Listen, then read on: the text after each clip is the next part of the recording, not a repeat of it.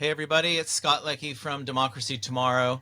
It's the 26th of June, 2025, and the United Nations Charter has just turned 80 years old. Have you ever read the Charter? Do you know what's in there? Do you know that it's actually the closest thing we have to a global constitution? Well, all of those things are true. And after 80 years, we need to ask ourselves, is it time to consider a new charter? Or are we simply happy with the old one? Has it performed like the founders or the drafters thought it would 80 years ago in San Francisco when they were adopted? Or what do we do? So we have with us today three profound experts on international law and the charter in particular, and we'll be soliciting their views about the success of the charter, the failures of the charter, and where we might move in the future as time rolls on during these very different times than 1945 when the charter was drafted. We have with us today Manfred Novak, who is the Secretary General of the Global Campus for Human Rights, speaking from Venice. We have Augusto Lopez Claros, who is the Executive Director of the Global Governance Forum, I think speaking to us from Madrid, I'm pretty sure. And we have Caitlin Reiger, who is the CEO of the Human Rights Law Center in Melbourne, Australia. So, Manfred, let's start with you. It's the 80th anniversary of the Charter. Where do we go from here? Yeah, let's first say the achievements of the Charter. The Charter was adopted in reaction to two world wars, the rise of fascism, the Great Depression, and of course, the Holocaust. And it's for the first time in history that armed conflicts, war, has been prohibited by Article 2.4 of the Charter. So the main purpose of the Charter is never again a war. And for that, they build up the Security Council with the collective security system. That's the first pillar. The second pillar is in reaction to the Great Depression. So a social progress, prosperity, development. And the third one is human rights. So those are the three main pillars on which the Charter is built and actually constitutes the post-World War II architecture until today, although it is threatened today more than ever before in these 80 years. I leave it at that because we come later to the challenges today, if you wish, and whether we should reform the Charter or we should build another international organization. What about you, Caitlin? What are your initial thoughts about where we stand with the Charter today?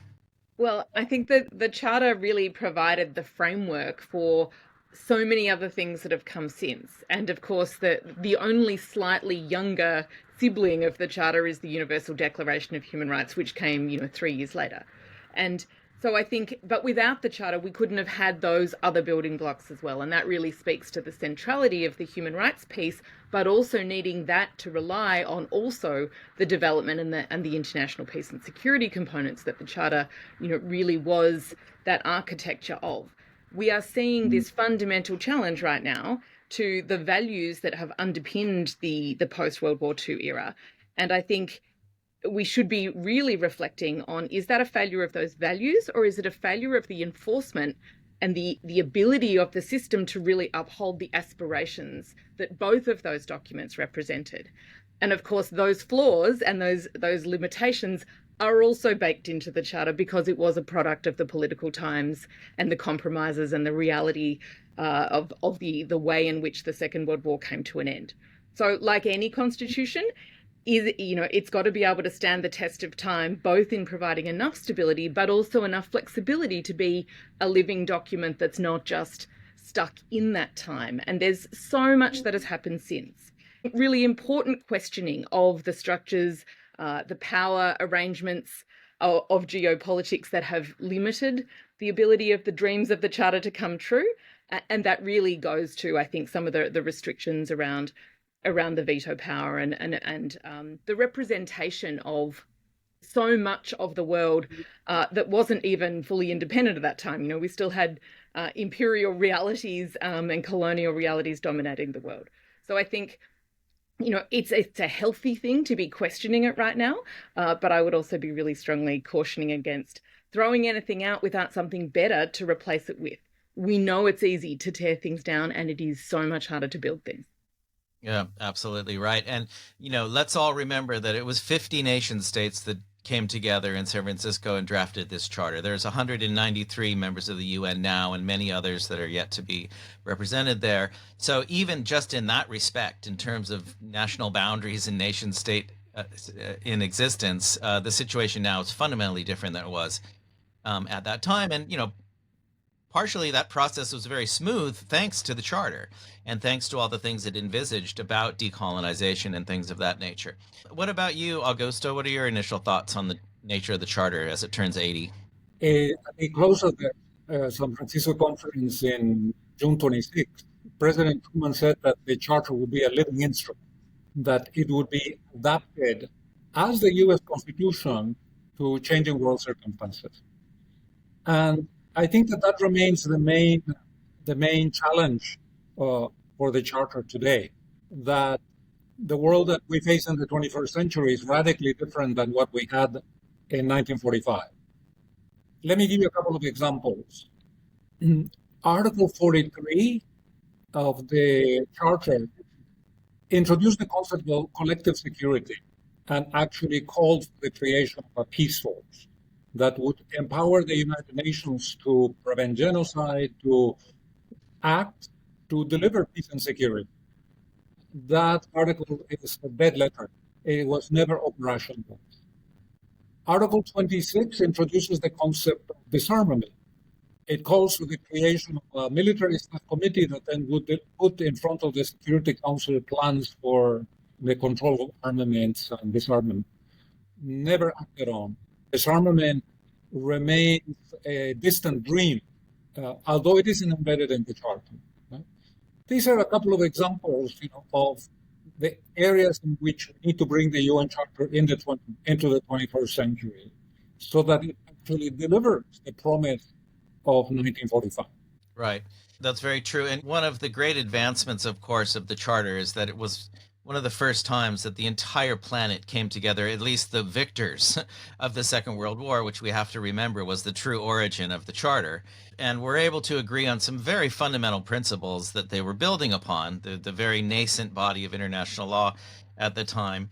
And when you look at old footage from the meetings and you read the transcripts, and, I have these incredible documents that I found in my grandfather's files, like the original program of the closing plenary of the UN system. My grandfather, as it turns out, was there the entire time running security of some sort, which will be discussed at a later date. But I have these, just to hold that in your hand and see what they were able to do with all these different nation states coming together. I even have like invitations that he got to like cocktail parties and things like that when he was participating in the events of the charter. But we can't ignore the fact that the charter is, of course, law in and of itself, but it's law driven by power. And the power at the time, and the power in many respects now, is clearly vested in one country more than most others. And that is the country in which the headquarters finds itself, in New York. And it's the country where the whole process of drafting the charter took place, San Francisco.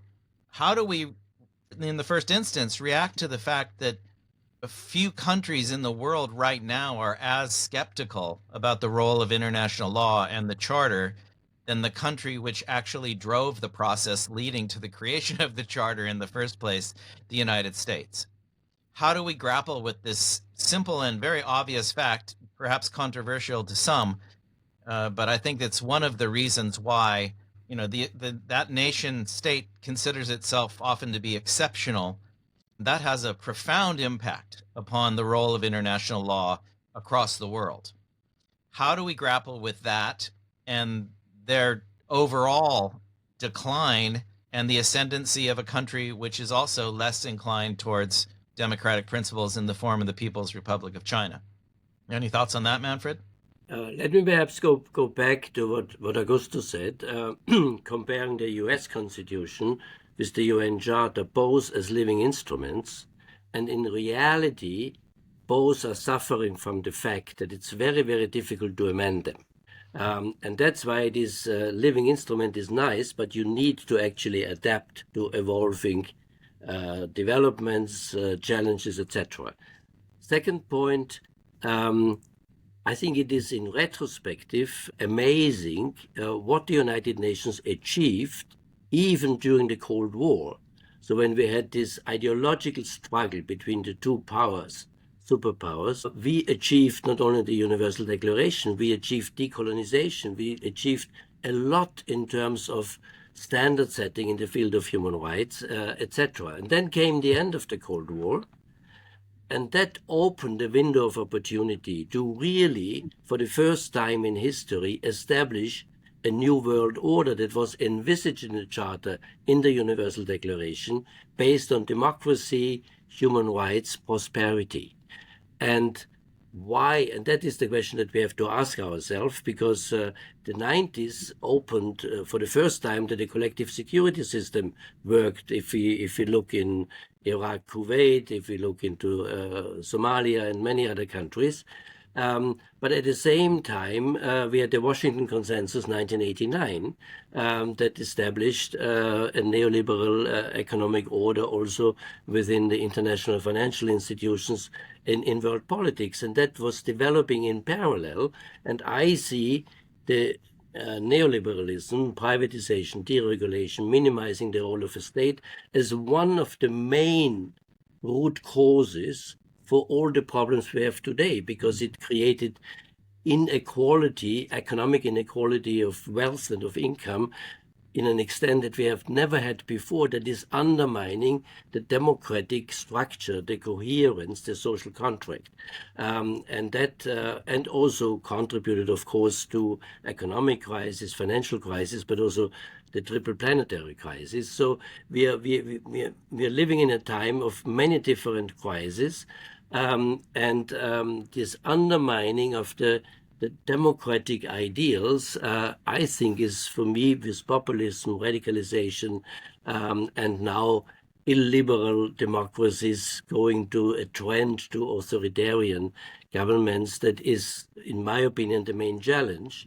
And it is very, very difficult to amend the Charter. Kofi Annan in 2005 really did his best to amend the Security Council, abolish the veto, include, Brazil, India, South Africa, Nigeria. So we have no countries of the global south apart from China as permanent members. And he failed because you need the consent of the 5 permanent members to amend the Charter, and they don't want to give up power.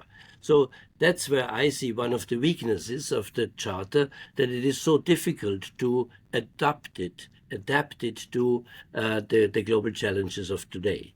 Caitlin, you have any thoughts along those lines? I mean, really, some of this is the struggle at the heart of the idea of democracy, of kind of full participation. You have the Charter creating a democratic process of, one country, one vote, but you don't have that reflected in the same way. You have a substantive equality kind of approach in the resourcing of the system, and that's what we're seeing a pushback against, particularly in terms of the US and the way the budgetary contributions work, which is designed to be recognizing the relative power of countries' respective economic weights in their contribution to the running of the system. But those things can be in tension and play into that sort of populist rhetoric that we're now seeing.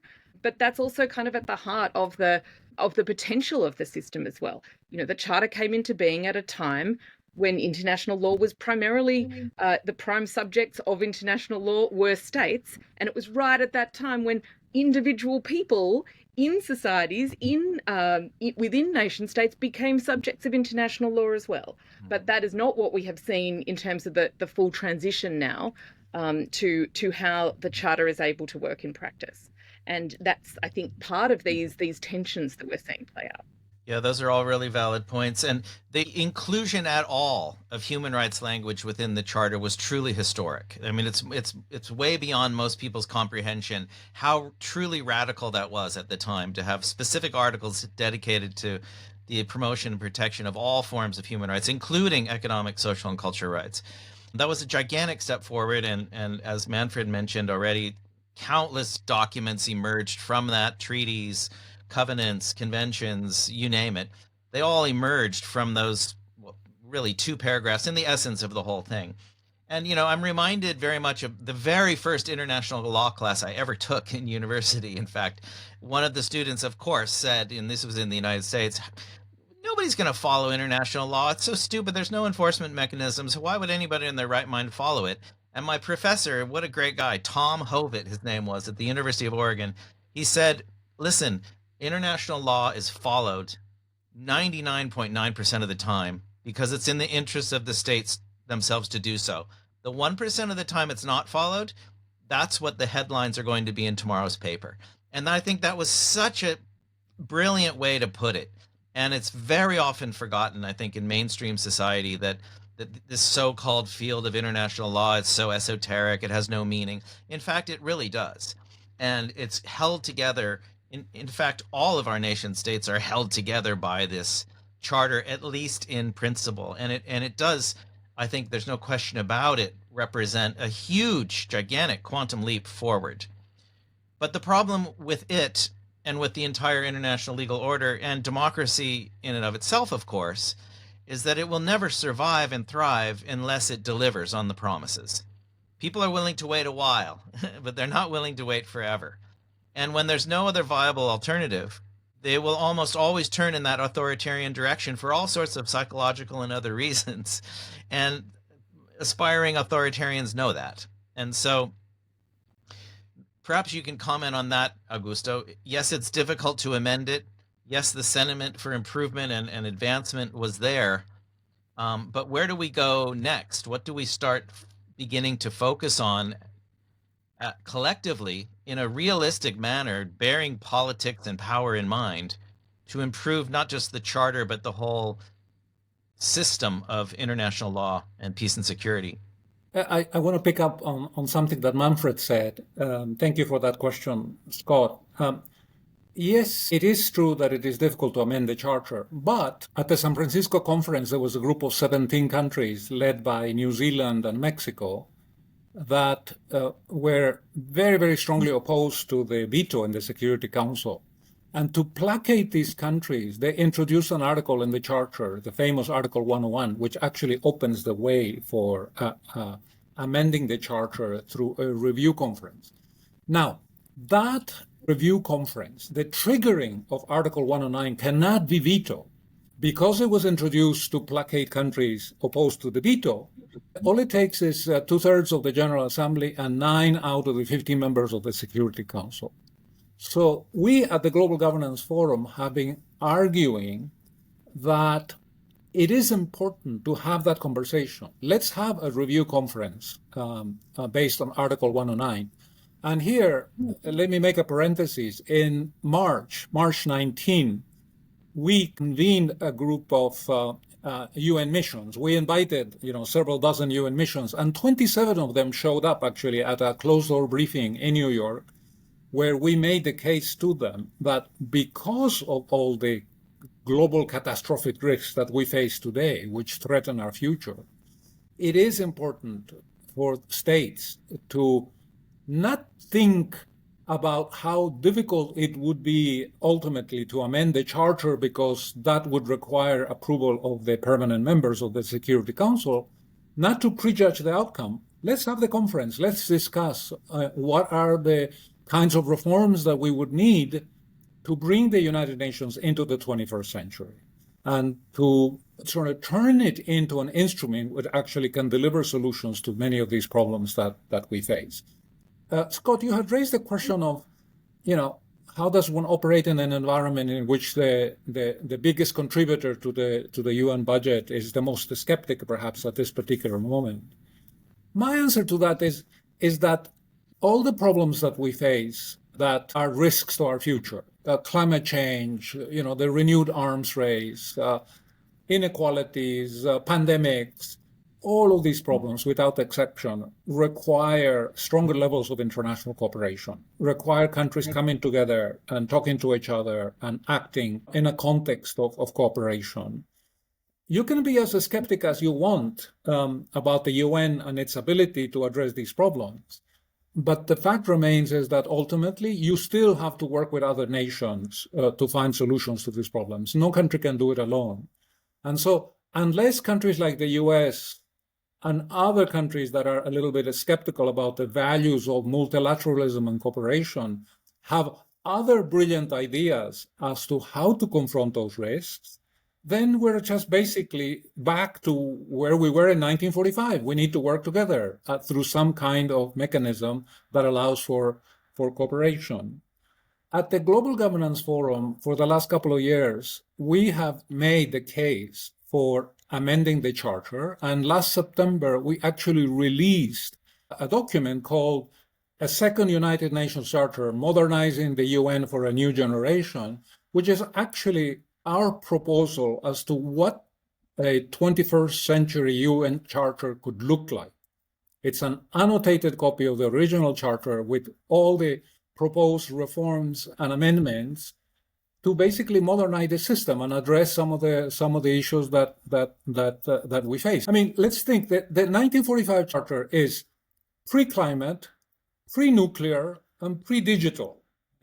In a way, 2 months into the adoption of the UN Charter, after Hiroshima and Nagasaki, major components of the UN Charter were already dated. And so, I think that we just need to recognize that, build on the strengths of the Charter, and come up with something that is more ambitious and more fit for purpose. Right. And, part of the whole equation here we have to also address is simply the money question. People who know the UN from the inside, as all of us do in our various capacities, know that the UN does an immense amount of good things on the ground. I mean, it's far beyond the ordinary person's comprehension. Saving lives by the millions every year, stopping conflicts before they start, protecting human rights, and the list goes on and on and on. And so there's, great expectations of what the UN can actually provide on what is essentially a minuscule budget. I was doing some comparisons the other day about what the Secretariat budget is compared to. If you've ever heard of the Cheesecake Company, it's a company that makes cheesecakes globally. It's got the same amount of value as the entire budget of the UN Secretariat. Samsonite Luggage Company, the old-fashioned Samsonite that you carry by the same budget as the UN Secretariat, and there's a bunch of other companies that are at the same level, but it's peanuts. It's minuscule, 3.6 billion or so, which is just so small for what they achieve. And yes, other agencies have their own budgets. Peacekeeping has its own budget. Human rights has some of its own budget, etc.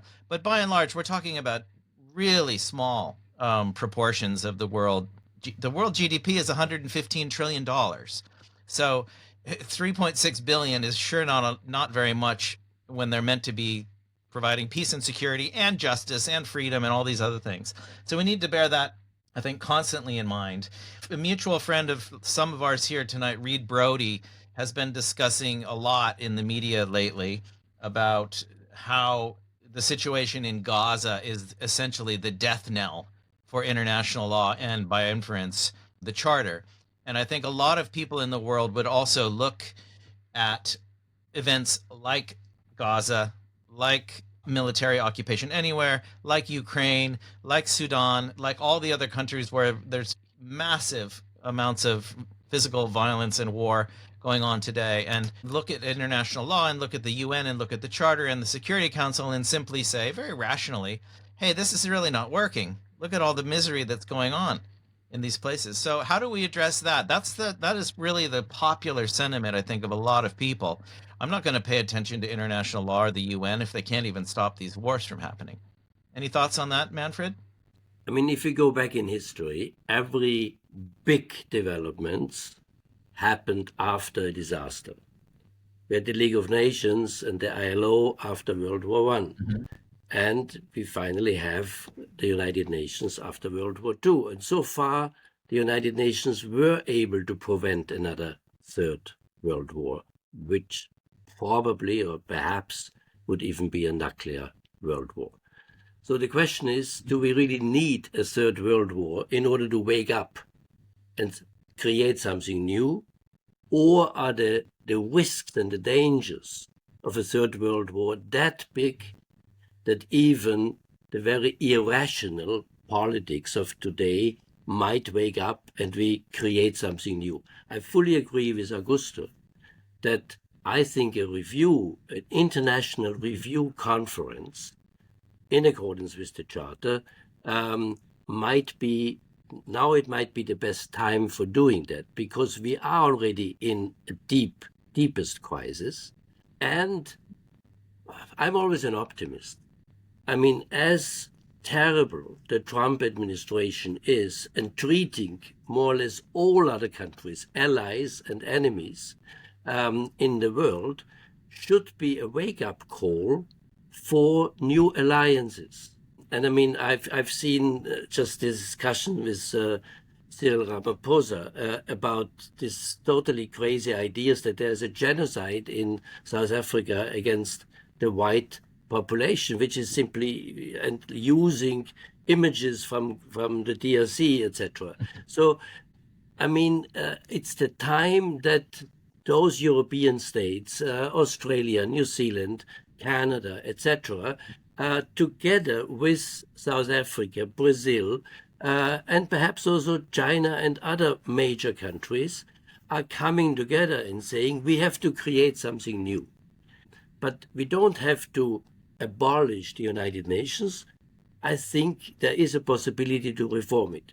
And I think what has already been foreseen in the Charter, and Augusto referred us to that, there should be a standing military force, whether it's a rapid intervention force, a rapid prevention force, or whatever, but there must be, for the collective security system to work, there must be a United Nations standing force. And of course, abolishing the veto. So it's not that much that needs to be done in order to create a better functioning system for the United Nations, and of course to put it on a totally different budget. I mean, it's ridiculous that the High Commissioner for Human Rights has only a small percentage of his budget is from the regular budget of the United Nations, and everything else is voluntary contributions, which always have certain tax, and so everybody has to do fundraising for the United Nations. I give you one short example. I was recently appointed as independent expert leading a UN global study on children deprived of liberty. But then they said, yes, but you do your own fundraising. And states were not willing to provide the funds, or really peanuts. So without funding by 2 private donations, I wouldn't have been able for the United Nations to do this study. And we are talking about $8 million. I mean, it's really not a lot of money. And that means we have to tax the rich. I'm sorry about that, but there are so many rich people and companies around the world. If the world agrees that we have to solve economic inequality, we have to tax the rich and take this money for a new organization or a reformed organization. So I think that there are possibilities, and I see a certain momentum today that we could create it. Yeah, I think there's definitely a momentum which is targeting the excesses of the wealth held by the 3,000 largely male billionaires in the world. And, you know, we've done calculations to pay for climate displacement, for instance. We found that if you were to tax every billionaire on Earth 1% of their net worth each year for 25 years, you could rehouse more than 750 million people who are going to be displaced by climate change, just as a theoretical number. But yeah, I'm all for the idea of an international levy to save and expand the powers of the UN. And I think also another point really important, you know, politics often succeeds when you do something rather dramatic in the first few days of your term, as we've seen in the United States right now. It succeeds in ways we might not agree with, but nonetheless gets the attention. And I think something, you know, we've all had stuff to do with the UN, and for sure the PR side of the UN is incredibly weak compared to other institutions. And I believe if there was a real sort of positive shock that came out of the UN, like we are going to establish a United Nations military force on each continent, initially with 1,000 soldiers, and that's that. Or restart this idea that they once had to send the white ships around the world and provide medical care on each continent. Or, an idea we've had, have a rotating General Assembly and switch the location once a year. And so for 1 year, it's all Latin America, and then the next year it's all Asia, and then the next year it's so on. But ideas that can really speak to ordinary people, because we're never going to transcend the politics of it all. There's always going to be power, and there's always going to be politics. But I think we have to be, careful. As strong a supporter as I am of the UN, there is this new emergence of BRICS, right? The BRICS alliance, which is, it's got its flaws, but it is at least an alliance, and it's a growing alliance. It's not necessarily all what we might want it to be. But what could easily happen is that you could have a shift of, they already have more net worth and more bigger economic contribution to the world than the so-called West.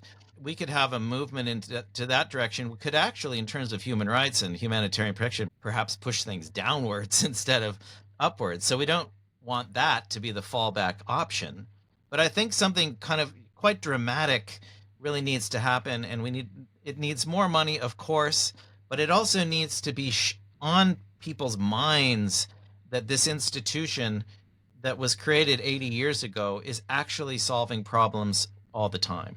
It's surprising to many people that when the charter was being drafted, obviously the United States played a lead role. 6 U.S. states in the United States, there were 48 of them at the time, voted at the state level to join a world government if that was the outcome of the negotiations in San Francisco. Imagine that now. But I think, from the perspective of Democracy Tomorrow, which really looks at the idea of world citizenship being the organizing principle upon which we can build a new and better system. How realistic is that as we move on, as more and more people realize that we are one integral, interdependent, interrelated, single solitary planet spinning around in space, the only source of life that we know in the universe, and we're still killing each other day in, day out, despite the fact that we're all members of the human race? Can we hope to transcend the structures that we've decided to base ourselves around, the nation state, and move towards something more truly based on our shared humanity as time goes on, as part of the reform process? Caitlin, any thoughts on that? I think that part of what we're seeing at the moment, and all of these, conversations and questioning around the legitimacy of the system and the legitimacy of the ongoing power structures that are embedded within it, and so on, also obscures to some degree how much does continue to work. And so there is a PR exercise in terms of being able to show that. And we've seen that in the General Assembly coming into its own in ways that in some ways bypasses the Security Council at times. So, the use of the General Assembly in reaching out to the ICJ and seeking advisory opinions, for example. And that is partly a product of, coalitions of small states that see the power of that collective forum, of which there still is nothing else quite like it. Anybody for the first time who turns up in one of those, messy, inefficient, slow meetings where you actually have 193 plus the extras who are there, realizes that there is nothing quite like that, and that for small states in particular, that is absolutely vital, particularly if you're the Maldives and you're having to work on really creative solutions as to even what your sovereignty might even mean if you don't even have any land anymore once it's underwater. And so there's all sorts of creativity that's embedded in there that we're not necessarily seeing, or not necessarily focusing on in these kind of much more negative debates. And so I think there is a narrative framing that needs some serious investment. But there's also no doubt that, democracy is messy, first of all, and bureaucracies are messy and inefficient. And so there's no doubt that, whether it's the leaked memo coming out of the SG's office at the moment around, some quite radical restructuring ideas, those things should be on the table, and they need to be on the table, as with any bureaucratic structures. but it's also about remembering why those things have been, built in the first place, trying to get, representation and ideas in from what is now a really complex array of participants, let alone recognizing whose voices are still not being heard, whether that's civil society voices, whether that's, communities and societies who are not in democratic, not with democratic representation at a national level. We're still not seeing, a withdrawal from the UN system. We still see when new countries emerge, they still want to join the UN. They still want to be in that room. And so I think, those, maybe that's the crisis we haven't quite got to, as if there's not enough crises. But maybe that's really, potentially the next step is if there is that level of threat of really dismantling it, that's what's, gonna take for people to realize what they've got and what they don't, what we don't want to lose. Well, I always like to quote Joni Mitchell, and she always says, you don't know what you've got until it's gone, and that applies to the UN just as much as it does to a forest. And hopefully we can indeed make it better. And that's a really valid point. It's very similar to the EU. All these countries in Europe that were fighting for their independence following the fall of the Berlin Wall, they got their independence. The first call they made was to Brussels to join something that would actually take a portion of their sovereignty away. So it's very much the same with the UN. Everybody wants to be a part of it, but it can be and must be, so much better and so much more effective. What about you, Augusto? Some final thoughts? I think that one way to strengthen the UN and to address some of these issues of sort of legitimacy and democracy would be to turn the UN into an organization of states, which is what it is, into an organization of states and people. And one way to do this, and this doesn't require amending the UN Charter, is to create a parliamentary assembly attached to the General Assembly, a kind of a bicameral structure, right? This can be done under Article 22, which empowers the General Assembly to create organs that would support the UN system in some constructive way. We at the Global Governance Forum actually have a fairly detailed proposal of how to do this. You could choose let's say, 600 or an 800 parliamentary assembly under the principle of digressive proportionality. In other words, unlike the General Assembly, which remains one country, one vote, you would allocate seats in the parliamentary assembly in proportion to the population, but giving smaller countries proportionally bigger representation. And the advantage of doing this is that the members of the Parliamentary Assembly would not be there to defend the interests of their states. They would, because they have a much stronger connection to the people, because they have been directly elected by their own people within national territories.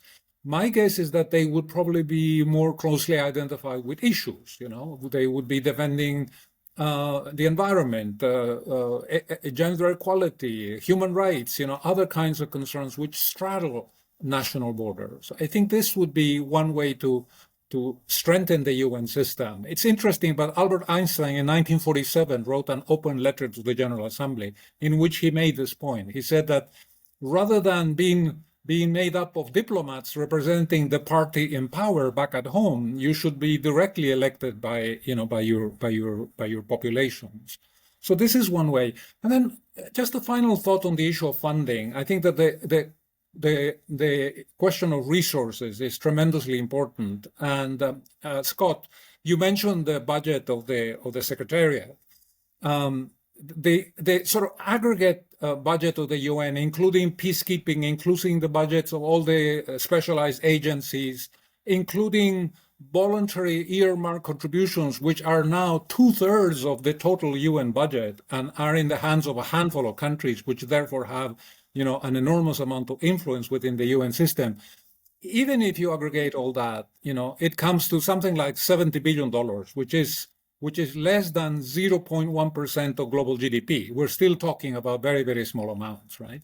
For me, longer term, I think that the UN system should explore the possibility of funding itself like the European Union does. The European Union does not depend on the goodwill of its member countries. it receives funding in a way that is completely depoliticized and completely automatic. They get a cut of BAT taxes from all the member states. They get a cut of a percentage of import duties collected on imports from non-member countries, and that provides a reliable source of income. Tomorrow, there can be a change of government in Spain. The prime minister can be a Eurosceptic, and he can say that he does not like the Spanish government to contribute its share to the European budget. There is nothing he can do because the system is embedded in European law. Right, it is completely isolated from the political ups and downs of elections and so on. And that allows the European Union to do budgets on a 6-year basis. They have a steady source of income that they can rely on. Unless we do something like that in the UN, then we're going to continue to be in the current situation where countries they coerce the UN, they negotiate their contributions, and get things in return and so on, and it just creates uncertainty, and it does not allow the UN to do all the valuable things that it can do for the benefit of all mankind. Absolutely. So People's Assembly, Parliamentary Assembly, new forms of budgeting, but also I believe you mentioned Einstein, a change in perspective and a change in minds. Einstein so famously said, nationalism is a juvenile disease. It is the measles of humanity. And that's as valid as when he said it as it is today. And that is what we all, I believe, need to move towards. I think we're all there ourselves. All of our friends are all there. I think there's hundreds of millions of us who are there, but we need more people to transcend this idea that somehow our country is the best. Our country is the center of the universe. Our country is all there really is compared to everything else. So I'll give the last word to you, Manfred. Give us some hopeful verbiage to move forward with. I liked very much Augusto's comparison with the European Union and also the bicameral system. I think we could develop, and we have seen how the European Union developed slowly towards a supranational structure. And I think the same development we could see in the United Nations. So, for instance, the European Parliament, directly elected by the people, and it could also be we the peoples of the United Nations. That's the beginning of the UN Charter. Why shouldn't they also elect a universal parliament with certain powers vis-a-vis states, and perhaps even in the General Assembly, we might have, although the one state, one vote system is highly democratic, but it's also a little bit unrealistic if you look at the small island states and the Russian Federation or China. So we have in the European Union, also in the Council, some kind of powers that are bigger for the larger states in terms of economic strength, but also in terms of population, and having a European Parliament, and then, of course, a much stronger secretariat, so what the Commission is in the European Union. That might be a model for a future United Nations, which then also has much stronger powers, and that is also a weakness of the UN Charter, that the International Court of Justice is actually, the jurisdiction of the International Court of Justice is dependent on so many different things, and states can easily avoid the jurisdiction. European states cannot avoid the jurisdiction of the Court of Justice of the European Union, and its judgments are directly enforced, even if it means for a company or whatever to pay a lot of money, or for a state. So there are good ideas in there that could be brought to the global level.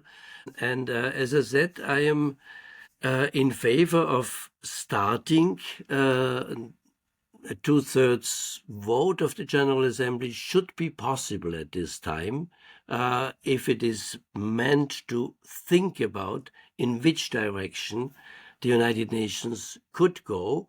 And then we have to see what comes out of this conference, whether it can be put in practice. Well, that was Manfred Novak, Augusto Lopez Claros, and Caitlin Reiger, and myself discussing the past, the present, and the future with regard to the UN Charter on the 80th anniversary of the adoption of this extraordinary document. A whole range of points were made by the participants, some of which really stand out. One that I think was agreed to by everyone was the simple fact that the UN, the United Nations, simply put, needs more money to do what the Charter has promised the world that it will do. The Secretariat alone has a budget of less than $4 billion, and all UN programs added up across the world is less than 70 billion US dollars. A tiny proportion of the global economy of $115 trillion. We will do future episodes on the budget of the UN and propose specific steps that can be undertaken in order to pay for a much enlarged, much enhanced, much more effective, and much more present UN, so that it can achieve the objectives of the Charter and any sort of amended Charter that may arise in the future. Secondly, we talked about briefly the idea of a standing army by the UN to slowly but surely have presence across the world and have the capacity to respond better to all threats to international peace and security. We're a long ways from doing that, but hopefully we can achieve that at some point in time. Because enforcement, as always, is 9/10 of the law. Thirdly, we discussed the idea of a parliamentary assembly that would sit alongside the current United Nations General Assembly as a people's body. Some have referred to it as a people's assembly. This could provide a direct pathway by which people from across the world could vote, perhaps using their iPhones or some other technologies, and select people not on the basis of their membership to a particular nation state in terms of their citizenship, but as representatives of the human race as a whole. And this parliamentary assembly, one vision of it at least, would be just that. Individual, independent people representing the interests of humanity as a whole, discussing its precise powers, its legislative authority, its enforcement powers, the precise nature of its activities. All of that remains to be done, but proposals do exist out there, and hopefully we can push that forward as time rolls on. We discussed a whole range of other issues regarding reforms of both the UN and the UN Charter. And one of the speakers made the very important point that everybody wants to join the UN. There's a reason that everybody wants to join it. Nobody's running away from the UN. Everybody sees it in their interests, much as they do within the European Union. And we referred repeatedly to the European Union as a potential model for an improved and enhanced UN. Everybody wants to remain part of it. That is a really positive, concrete fact that we can use to build on to make a better UN Charter, and a better situation in the world with regard to international peace and security, human rights, protection of nature, addressing climate change, and so on. And finally, we talked about the idea of the immense need for enhanced public relations and media strategies by the UN itself so that it becomes a much more living, much more real institution in the eyes of average people across the world. Most of the time, if people have any encounter with the UN whatsoever, it tends to be in the situation of crisis, where food aid is being delivered or not delivered, as the case may be, where tents sporting the logos of the UN pop up because of new refugee flows, and so on. Yes, it should remain there, and it should expand to all places where the UN is needed. But it should also be a part and parcel of all of our lives, and we should be able to see the presence of the UN, or at least the thinking behind the Charter and the UN, all around us at all times, whether it's in the curriculum of our schools, whether it's in the pronouncements of our various local, national, regional, and international governments, everywhere. And were it more present, that spirit of our shared planet, that spirit of world citizenship, that spirit of the desire for our species to continue on for millennia to come will be ever present. So those are some of the points that were made tonight in the very fascinating discussion with our three wonderful guests, and we very much hope you enjoyed it. In whatever way you can, please celebrate the Charter. It's the only one we've got for the moment. As we've said, it's the closest thing we've got to an international constitution.